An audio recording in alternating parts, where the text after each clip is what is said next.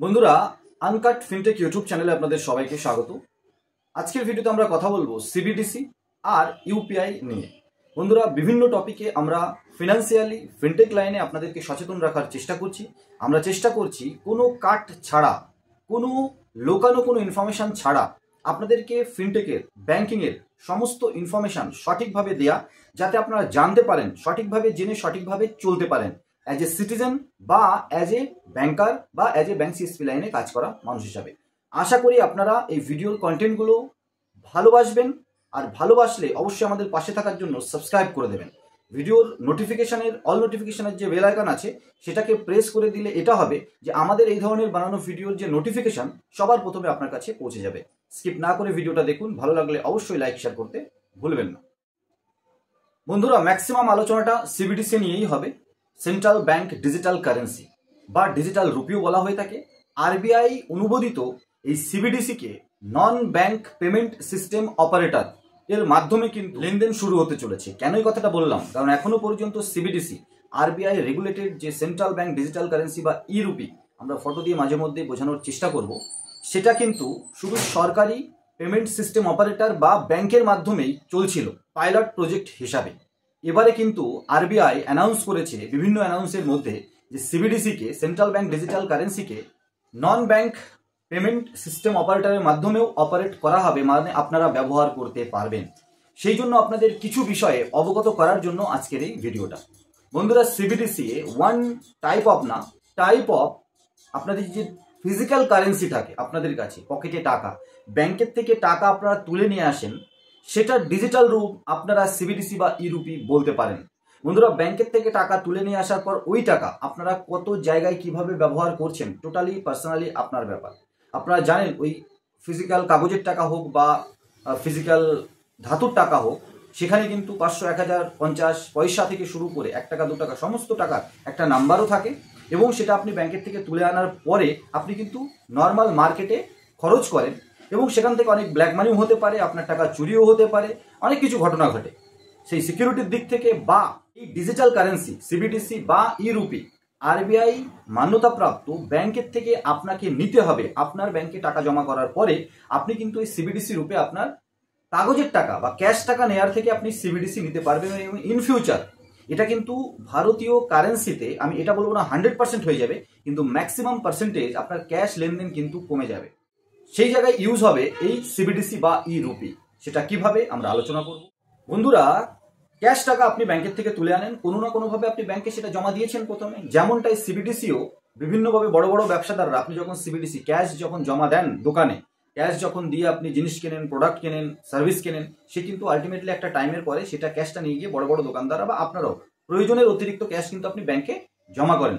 যতক্ষণ আপনার জমা করার মতো পয়সা না হয় আপনি টাকাটা ঘোরান। কেউ আপনার কাছে দিচ্ছে, কারোর কাছে আপনি দিচ্ছেন, কারণ আপনি কারোর কাছ থেকে জিনিস কেনেন।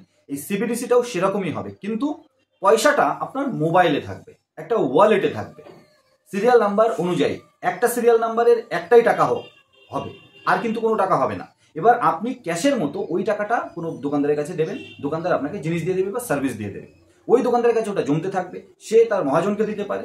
এবার মহাজনকে দেয়া, প্রফিট করা বা বিভিন্ন কিছু করার পরে যখন সে আবার মনে করবে আমার কাছে সিবিডিসি বা রুপিটা বেশি জমে গেছে, সে কিন্তু ব্যাংকে গিয়ে জমা দিয়ে দেবে।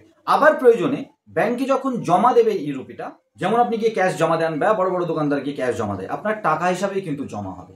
এবার তারপরে আপনি আবার ব্যাংকের থেকে যখন তুলতে যাবেন, প্রয়োজন হতেই পারে, 100% হয়ে যাবে এমন তো না। আপনি ক্যাশ তুললে ক্যাশ চাইতে পারেন, আপনি ডিজিটাল রুপি তুললে ডিজিটাল রুপি তুলতে পারেন। ক্যাশ তুললে আপনার হাতে দিয়ে দেবে, আর ডিজিটাল রুপি তুললে আপনার ওয়ালেটে দিয়ে দেবে। ডিজিটাল রুপি ওয়ালেট বা সিবিডিসি ওয়ালেট, এই সিবিডিসিকে এবার প্রাইভেট সেক্টরের হাতে দেওয়ার কথা ভাবা হচ্ছে। কেন? কারণ প্রাইভেট সেক্টর ছাড়া কোনো ডিপার্টমেন্টই ভালোভাবে বিশাল আকারে চালানো কিন্তু খুব মুশকিল। আপনার স্কুল থেকে শুরু করে, স্বাস্থ্য থেকে শুরু করে, শিক্ষা থেকে শুরু করে, পরিবহন থেকে শুরু করে, জলপথ, আকাশপথ, সড়কপথ, কোনো জায়গায় শুধু সরকারি ডিপার্টমেন্ট থাকবে আর সেটা চালানো, সেটা কিন্তু সম্ভব নয়। প্রাইভেটের মাধ্যমে আপনি দেখুন না, আপনি ইপিএস এ কাজ করেন, আপনি ব্যাংক সিএসপিতে কাজ করেন, আপনারা কারা? আপনারা তো প্রাইভেট। তো সরকারি একটা সিস্টেম, সেটা রেগুলেট করার জন্য বডি থাকবে, কিন্তু আলটিমেটলি প্রাইভেটের মাধ্যমে চালাতেই হবে। এটাই কিন্তু আরবিআই বলেছে, আপনার স্ক্রিনশটে দেখতে পাচ্ছেন। The CBDC pilots are currently in operation with increasing number of user cases are participating banks, ব্যাংকের মাধ্যমে পার্টিসিপেট করা হচ্ছে। Retail accessible to the broader segment to user by enable non bank payment system operator of offer CBDC. বন্ধুরা এখনো কিন্তু CBDC যেভাবে use হচ্ছিল সেটা কিন্তু হোলসেল মোডে, বড় বড় কাউন্টার আর ব্যাংকের মাধ্যমে হোলসেল মোডে। এবারে কিন্তু রিটেল মোডে private non bank payment system অপারেটরের মাধ্যমে সারা দেশে চালু হতে চলেছে। এটা কিন্তু আরবিআই প্রপোজ করেছে, দেখা যাক কতদিনে সেটা ইমপ্লিমেন্ট হয়। প্রথম কোশ্চেন যেটা ছিল সিবিডিসি অফিসিয়ালি কিভাবে চলবে, আমরা মোটামুটি আলোচনা করার চেষ্টা করলাম। আপনার ক্যাশ টাকা সাবস্টিটিউট বা ক্যাশ টাকার ডিজিটাল রূপ হতে চলেছে সিবিডিসি বা ডিজিটাল রুপি। বন্ধুরা সিবিডিসি ব্যাংক অ্যাকাউন্ট ছাড়া কিভাবে সম্ভব? অ্যাকচুয়ালি ব্যাংক অ্যাকাউন্ট ছাড়া সিবিডিসি সম্ভব নয়, কিন্তু যখনই private non bank payment system অপারেটরের কাছে চলে আসবে, ধরেই নিন ব্যাংক অ্যাকাউন্ট ছাড়াও আপনি কিন্তু চালাতে পারবেন এই সিবিডিসি। যেমনটা এখন এপিএস চালাচ্ছেন, এপিএস কিন্তু আপনি ব্যাংকের সাথে ডাইরেক্ট আপনার কানেকশন না, ব্যাংকের থেকে কোনো প্রাইভেট কোম্পানি কানেকশন নিয়েছে, সিবিডিসি এর জন্য কোনো প্রাইভেট অপারেটর মান্যতা নেবে এবং সে তার নিজের মতো করে ওই সিবিডিসিটাকে সার্কুলেট করতে পারবে রুলস আর রেগুলেশনের মাধ্যমে। যেমন আপনি অ্যাজ এ রিটেলার ওই ব্যাংকের সাথে টাই আপ করা কোনো কোম্পানির আন্ডার একটা ওয়ালেট খুলে আপনি এপিএস চালাচ্ছেন।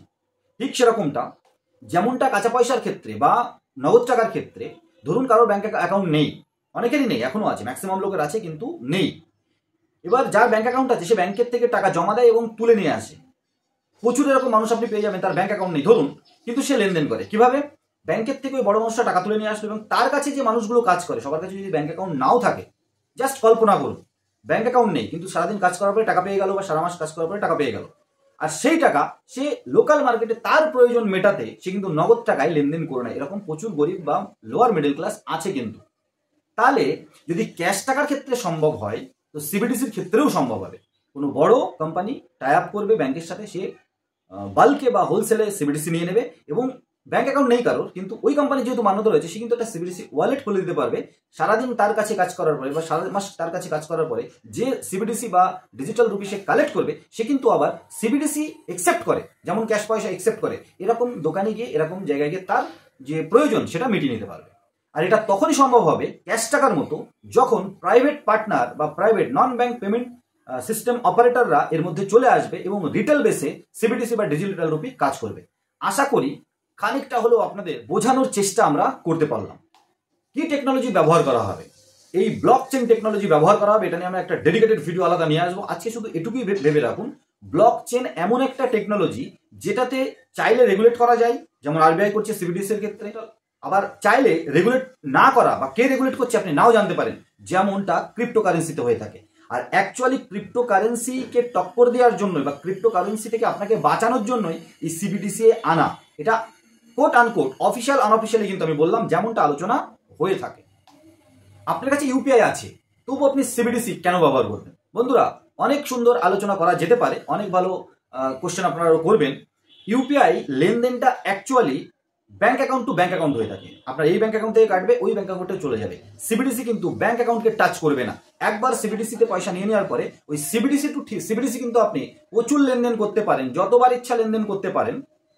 কারণ ক্যাশ টাকার মতো আপনার কাছে কোনো প্রোডাক্ট আছে আর কার কাছেও প্রোডাক্ট আছে, আপনার প্রয়োজন আপনি কিনছেন সিবিডিসি দিন, যেমন ক্যাশ দিন। আপনার কাছে যে প্রোডাক্ট আছে সাধারণ পাবলিক এসে হয় ক্যাশ দেবে না সিবিডিসি দেবে আর সে প্রোডাক্ট নিয়ে চলে যাবে। তো সিবিডিসি আপনি যখন দিচ্ছেন কমছে, আর যখন আপনি প্রোডাক্ট বা সার্ভিস বিক্রি করছেন আপনার কাছে সিবিডিসি ঘুরে চলে আসছে। তো এভাবে কিন্তু লেনদেন উইদাউট ব্যাংক অ্যাকাউন্ট সম্ভব। ব্যাংক অ্যাকাউন্ট থেকে শুধু একবার সিবিডিসি নেওয়া বা প্রয়োজনে এক্সেস সিবিডিসি কে ব্যাংক অ্যাকাউন্টে জমা করে দেওয়া। বোঝা গেল বন্ধুরা? এর পরের যে টপিকটা নিয়ে আমরা আলোচনা করবো বন্ধুরা, ইউপিআই পিপিআই কে অ্যাক্সেস দিতে চলেছে, বা পিপিআই যে প্রিপেড পেমেন্ট ইনস্ট্রুমেন্ট ও ওয়ালেট আছে, ওলা মানি টাইপের বা উবের মানি টাইপের, তাদের যে ওয়ালেটের পয়সা সেটাও আপনি ইউপিআই এর মাধ্যমে ব্যবহার করতে পারবেন। ইউনিফাইড পেমেন্ট ইন্টারফেস দিয়ে আপনি যখন পেমেন্ট করতে যান তো দেখবেন ডাইরেক্ট ব্যাংক অ্যাকাউন্ট চলে আসে। কেন? কারণ আপনার কাছে রুপে ক্রেডিট কার্ড অ্যাড করা নেই, আপনার কাছে কোনো ওয়ালেট অ্যাড করা নেই, আপনার কাছে কোনো debit card credit card UPI এর পেছনে অ্যাড করা নেই। অ্যাড করার অপশন দেয় কিন্তু ফোনপে, গুগল পে, পেটিএম এর মতো থার্ড পার্টি বা ভীম অ্যাপ্লিকেশন। এবারে আরবিআই যেটা প্রপোজ করেছে যে prepaid PPI, prepaid payment instrument বা পিপিআই যে ওয়ালেটগুলো আছে, এবারে আপনি যখন থার্ড পার্টি অন্য কোনো অ্যাপকে পেমেন্ট করতে যাচ্ছেন, মার্চেন্টকে, ফোনপে, গুগল পে, পেটিএম, কোনো ব্যাংকের স্ক্যান, তখন দেখবেন ওই ব্যাকে মানে পেমেন্ট করার অ্যামাউন্ট দেওয়ার পরে যে অপশনগুলো আসে অটোমেটের মাধ্যমে, যেখানে ইউপিআই, রুপে, ক্রেডিট কার্ড আপনি লিঙ্ক করে রেখেছেন আসে, ব্যাংক অ্যাকাউন্ট লিঙ্ক করে রেখেছেন, যতগুলো ব্যাংক অ্যাকাউন্ট চলে আসে।